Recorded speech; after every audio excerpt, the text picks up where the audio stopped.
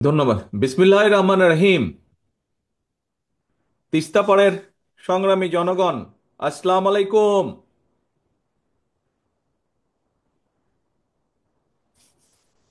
আজকে সারা বিশ্ব, পৃথিবীর সব মানুষ আজকে দেখে রাখুক, আজকে জেনে রাখুক যে উত্তরাঞ্চলের এই যে লাখো কোটি মানুষ তিস্তা নদীর পানির ন্যায্য হিস্সা থেকে আজকে বঞ্চিত, এবং এই জন্য এই কারণে মানুষগুলা আজ এখানে অধিকার, যে মানুষের যে পানির অধিকার, এই অধিকার আদায়ের দাবিতে এইসব মানুষরা আজকে জাগো বাহে তিস্তা বাঁচাও স্লোগানে গত 2 দিন ধরে আপনারা সকলে এখানে তিস্তা পাড়ে সমবেত হয়েছেন। তিস্তা নদী রক্ষার আন্দোলনের এই উদ্যোগে আজকে যে এই যে 2 দিন ব্যাপী আয়োজিত এই অনুষ্ঠান, এই অনুষ্ঠানের আজকের আমাদের মূল নেতা, সভাপতি আসাদুজ্জামান দুলু, বিএনপি সহ বিএনপির অগণিত লাখো নেতাকর্মী সহ গণতন্ত্রের পক্ষের বিভিন্ন রাজনৈতিক দলের আজকে উপস্থিত, গত 2 দিন ধরে এখানে উপস্থিত নেতৃবৃন্দ সহ এই সমগ্র এলাকার বিভিন্ন শ্রেণী পেশার বিশিষ্ট মানুষজন যারা আছেন, বিশিষ্টজন আছেন, বিশেষ করে এই উত্তরাঞ্চলের সংগ্রামী জনগণ, আপনাদের প্রতি রইল আমার সংগ্রামী অভিনন্দন। প্রিয় ভাইরা, উত্তরাঞ্চলের পানির এই ন্যায্য হিস্যা বঞ্চিত মানুষেরা আজকে সারা বিশ্বকে জানিয়ে দিতে চায় যে ভারতের সঙ্গে বাংলাদেশের 54টি যে অভিন্ন নদী, এই নদীর পানির ন্যায্য হিস্যা প্রাপ্তি এটা কোনো কারো করুণার বিষয় নয়। এটা আন্তর্জাতিক আইন অনুযায়ী এটি বাংলাদেশের প্রাপ্য, এটি বাংলাদেশের মানুষের প্রাপ্য। অথচ আমরা কি দেখছি? আন্তর্জাতিক নদী আইন, তিস্তা নদীর পানির ন্যায্য পাওনা আদায়ের জন্য আজকে আমাদেরকে আন্দোলন করতে হচ্ছে। বাংলাদেশের মানুষকে তথা উত্তরাঞ্চলের মানুষকে আজ আন্দোলন করতে হচ্ছে। এই পানি বন্টন নিয়ে আমাদের প্রতিবেশী দেশ বাংলাদেশের মানুষের সাথে অপ্রতিবেশীমূলক আচরণ করেই চলেছে। আপনাদের সকলের জানা আছে, আজকে প্রায় 50 বছর হলো ফারাক্কার অভিশাপ থেকে বাংলাদেশ মুক্তি পায় নাই।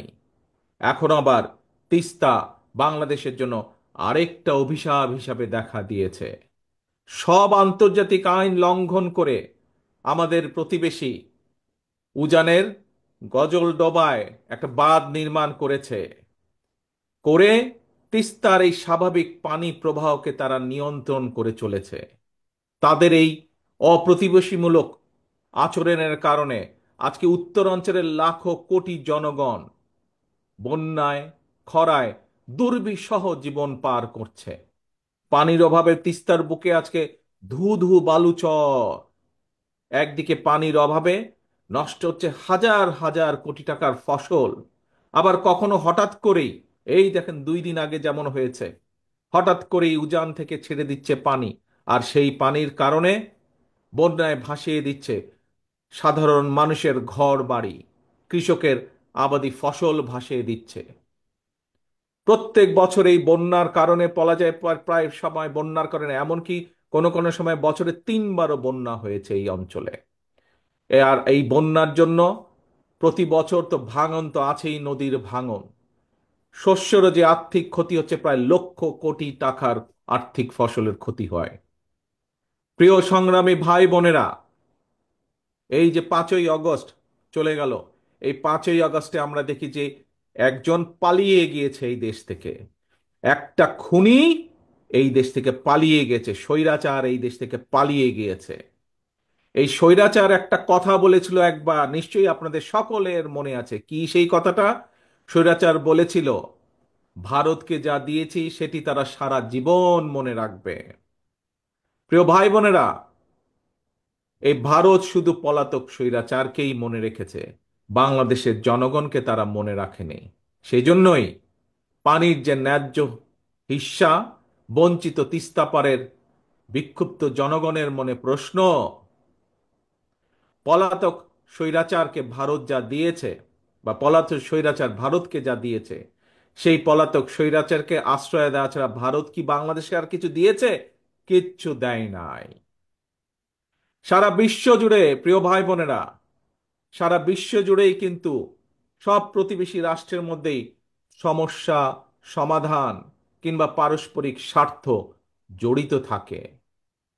নিজ নিজ দেশের স্বার্থ রক্ষা করে প্রত্যেকটি দেশই কিন্তু সমস্যার সমাধানগুলো করে, সমস্যাগুলো নিরসন করে। আমরা সবাই জানি এটিই হচ্ছে কূটনৈতিক রীতি। কিন্তু এই যে খুনি স্বৈরাচার পালিয়ে গিয়েছে যে 5ই আগস্ট, আমরা দেখেছি জোর করে অবৈধভাবে ক্ষমতা দখল করে রাখতে গিয়ে নিজেকে সে তাদের সেবা দাসীতে পরিণত করেছিল। বাংলাদেশ ভারত যৌথ নদী কমিশন এবং জাতীয় নদী রক্ষা কমিশন পর্যন্ত সম্পূর্ণ অকার্যকর রেখেছিল। সারা দেশের মানুষ জানে এখনো ভারতের সঙ্গে বাংলাদেশের বিরাজমান ফারাক্কার সমস্যার সমাধান হয়নি। জনগণের, উত্তর অঞ্চলের বিশেষ করে জনগণের বহুল প্রত্যাশিত তিস্তা চুক্তিও হয় নাই। অথচ সকল আন্তর্জাতিক রীতিনীতি ভঙ্গ করে এই পলাতক স্বৈরাচার, এই খুনি স্বৈরাচার প্রতিবেশী দেশকে ট্রানজিট শিপমেন্টের বন্দর ব্যবহারের একতরফা সুবিধা দিয়ে গেছে। এইসব চুক্তিতে মিনিমাম ন্যায্যতা পর্যন্ত রক্ষা করা হয় নাই। প্রিয় ভাই বোনেরা, বাংলাদেশের মানুষ মনে করে প্রতিবেশী দেশের সঙ্গে প্রয়োজনে সকল অসম, অন্যায্য এবং একতরফা যে সকল চুক্তি, এগুলো পুনর্মূল্যায়ন কিংবা পুনর্বিবেচনা করা দরকার। প্রিয় ভাই বোনেরা, সবার সঙ্গে বন্ধুত্ব, কারো সঙ্গেই বৈরিতা নয়। আমাদের পররাষ্ট্রনীতির এটি হচ্ছে মূল স্লোগান বা মূল নীতি। কিন্তু সময়ের প্রয়োজনে সময়ের প্রয়োজনে হয়তো এই স্লোগানটি বা এই নীতিটি পুনর্বিবেচনা করা দরকার।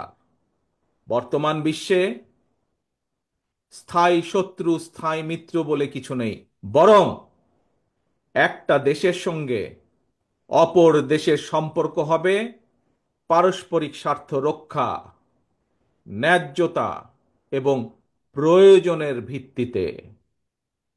সুতরাং সম্পর্ক রক্ষা করার ক্ষেত্রে নিজ দেশের এবং জনগণের স্বার্থ রক্ষাই হতে হবে প্রথম এবং প্রধান অগ্রাধিকার। এ কারণেই বিএনপির স্লোগান সবার আগে বাংলাদেশ। বন্ধুত্বের দোহাই দিয়ে বাংলাদেশের জনগণ আর কাঁটাতারের বেড়ায় ফেলানির ঝুলন্ত লাশ দেখতে চায় না। সীমান্তে নিরীহ বাংলাদেশিদের সীমান্তে নিরীহ বাংলাদেশিদের রক্তাক্ত মরদেহ আর বাংলাদেশের মানুষ দেখতে চায় না। প্রিয় দেশবাসী, প্রিয় তিস্তা পাড়ের ভাই বোনেরা, প্রতিবেশী দেশ ভারত যদি পানির ন্যায্য হিস্সা না দেয় বা দিতে যদি দেরি করে, তিস্তা চুক্তি করতে অনীহা দেখায়, তাহলে দেশ এবং জনগণের স্বার্থে, জনগণকে বাঁচাতে, কৃষিকে বাঁচাতে, কৃষককে বাঁচাতে, নদী বাঁচাতে, নাব্যতা রক্ষা করতে, তিস্তা সমস্যার সমাধানের জন্য আমাদেরকেই আমাদের বাঁচার পথ খুঁজে নিতে হবে। দেশীয় এবং আন্তর্জাতিকভাবে সকল সম্ভাব্য বিকল্পকে কাজে লাগাতে হবে। এবং এ কারণেই আমরা মনে করি পানির ন্যায্য হিস্সা আদায় করতে জাতিসংঘ সহ সংশ্লিষ্ট সকল আন্তর্জাতিক ফোরামে জোরালোভাবে বাংলাদেশের দাবি তুলে ধরতে হবে। একই সাথে প্রতিবেশী দেশের সাথেও আমাদেরকে কূটনৈতিক কাজ করতে হবে, কূটনৈতিকভাবে আলোচনা শুরু করতে হবে। আবার আন্তর্জাতিক অংশগ্রহণের উদ্যোগের অংশ হিসাবে আর সময়ক্ষেপণ না করে অবশ্যই আমরা মনে করি বাংলাদেশকে 1992 সালের ওয়াটার কনভেনশন এবং 1997 সালের জাতিসংঘ পানি প্রবাহ কনভেনশনে স্বাক্ষর করা জরুরি হয়ে পড়েছে। প্রিয় ভাই বোনেরা, আন্তর্জাতিক উদ্যোগের পাশাপাশি বিশেষ করে উত্তরাঞ্চলকে মরুকরণ থেকে বাঁচাতে তিস্তা মহাপরিকল্পনা বাস্তবায়নের কোনোই বিকল্প নেই। আপনাদের প্রিয় দল বাংলাদেশ জাতীয়তাবাদী দল রাষ্ট্র জনগণের সমর্থনে আল্লাহর রহমতে রাষ্ট্র পরিচালনার দায়িত্ব পেলে আগামী দিনে অবশ্যই আমরা অগ্রাধিকার ভিত্তিতে তিস্তা মহাপরিকল্পনা বাস্তবায়নের সব রকম উদ্যোগ আমরা ইনশাল্লাহ গ্রহণ করব। পাশাপাশি পাশাপাশি বর্ষা সহ অন্য অন্য উৎস থেকে পানি সংরক্ষণ করে রাখার জন্য বাংলাদেশের ভেতরে থাকা তিস্তার ডান পাশের 7টি নদী এবং তিস্তার বাম পাশে 5টি শাখা বা উপনদী, এগুলোকেও খনন করা অত্যন্ত জরুরি। এগুলোকেও খনন করতে হবে আমাদের। এছাড়াও পানির বিকল্প উৎস তৈরি এবং পানি সংরক্ষণের জন্য নদী ও পানি বিশেষজ্ঞদের পরামর্শ অনুযায়ী দেশের বিভিন্ন স্থানে জলাধার নির্মাণ এবং পুনরায় শহীদ জিয়ার সেই খাল খনন কর্মসূচি চালু করব ইনশাল্লাহ আমরা। প্রিয় ভাই বোনেরা, আমার সামনে এখানে বহু সম্মানিত মুরব্বী রয়েছেন। সে মুরব্বীদের উদ্দেশ্যে বলতে চাই, প্রিয় মুরব্বীবর্গ, আপনাদের অনেকেরই মনে আছে সারা দেশে স্বাধীনতার ঘোষক শহীদ রাষ্ট্রপতি জিয়াউর রহমানের খাল খনন কর্মসূচির কথা। তখন একটি স্লোগান ছিল, বিখ্যাত স্লোগান। কৃষকের কাছে, গ্রামের সাধারণ খেটে খাওয়া মানুষের কাছে একটি পরিচিত স্লোগান ছিল, প্রিয় স্লোগান ছিল। কি সেটি? খাল কাটা হলে সারা, দূর হবে বন্যা খরা। প্রিয় দেশবাসী, উত্তর অঞ্চলের সংগ্রামী ভাই ও বোনেরা, দেশের জনগণের সকল গণতান্ত্রিক রাজনৈতিক মানবাধিকার কেড়ে নিয়ে ভোটের অধিকার ডাকাতি করে পলাতক স্বৈরাচার দেশে মাফিয়া সাম্রাজ্য গড়ে তুলেছিল। এই পলাতক খুনি স্বৈরাচারের আমলে জাতীয় নির্বাচনকে খেল তামাশার বিষয়বস্তু বানিয়ে ফেলা হয়েছিল। জনগণকে বিগত 15টি বছর ভোট দিয়ে সংসদ সরকার অর্থাৎ জনগণের নিজের সরকার প্রতিষ্ঠা করার কোনোই সুযোগ দেওয়া হয় নাই। ছাত্র জনতার গণ অভ্যুত্থানে গত 5ই আগস্ট এই মাফিয়া, এই খুনি স্বৈরাচার পালিয়ে যাওয়ার পর থেকে জনগণের অধিকার পুনঃপ্রতিষ্ঠার সুযোগ এবং সম্ভাবনা আবার তৈরি হয়েছে। ভোটের অধিকার প্রয়োগ করে জনগণের কাছে দায়বদ্ধ একটি গণতান্ত্রিক সরকার প্রতিষ্ঠার সুযোগ। কিন্তু গণতন্ত্রের পক্ষের শক্তি কিংবা সরকারের কোনো হঠকারী সিদ্ধান্তের কারণে যাতে এই খুনি পলাতক স্বৈরাচার আর তার দোসররা পুনর্বাসনের সুযোগ না পায়, সে ব্যাপারে আমাদের সকলকে সতর্ক থাকতে হবে। সে ব্যাপারে আমাদের সকলকে ঐক্যবদ্ধ থাকতে হবে অতীতের মতন। গণতান্ত্রিক দলগুলোর পক্ষ থেকে জাতীয় নির্বাচনের কথা শুনলেই অন্তর্বর্তীকালীন সরকারের কেউ কেউ বিচলিত হয়ে ওঠেন। প্রিয় দেশবাসী, প্রিয় ভাই বোনেরা, আমাদের অবশ্যই মনে রাখা প্রয়োজন, জাতীয় নির্বাচন নিয়ে এক এক উপদেষ্টা এক এক রকমের বক্তব্য এই খুনি মাফিয়া চক্রের সামনে বিশৃঙ্খলা সৃষ্টির পথ সুগম করে দেয়। এই জন্যই বিএনপি বারবার এই অন্তর্বর্তীকালীন সরকারের প্রতি তাদের কর্মপরিকল্পনার রোড ম্যাপ ঘোষণা করার আহ্বান জানিয়েছে, প্রতিবার আহ্বান জানিয়েছে। তিস্তা তীরের প্রিয় ভাই বোনেরা, 2 দিন ধরে আপনারা আপনাদের দাবি নিয়ে তিস্তা পারের 11টি পয়েন্টে আপনারা কর্মসূচি পালন করেছেন। আপনাদের এই আন্দোলন অবশ্যই ইনশাল্লাহ বৃথা যাবে না।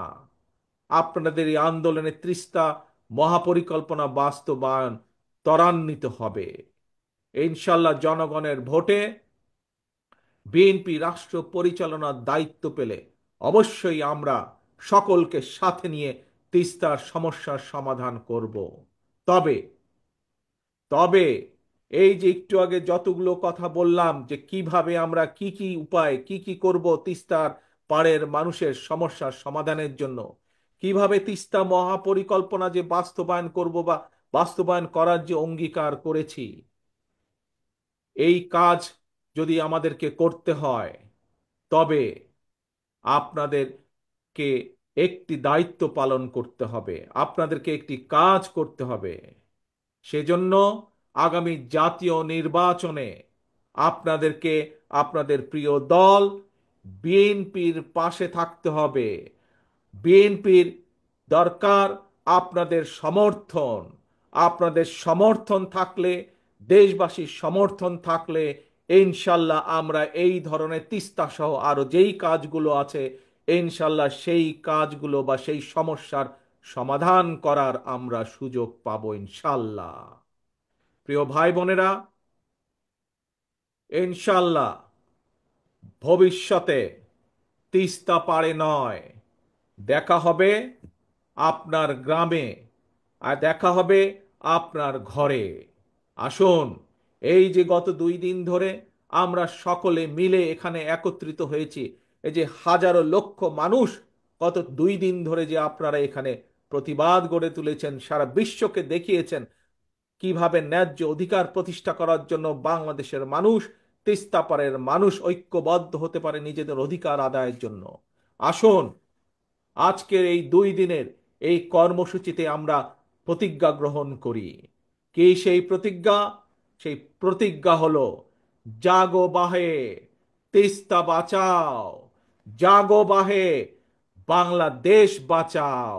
এই হোক আমাদের স্লোগান, জাগো বাহে, তিস্তা বাঁচাও, জাগো বাহে, দেশ বাঁচাও। আসুন, এই হোক আমাদের স্লোগান, এই হোক আমাদের শপথ আজকের। আল্লাহ হাফেজ। বাংলাদেশ জিন্দাবাদ। বাংলাদেশ জাতীয়তাবাদী দল জিন্দাবাদ।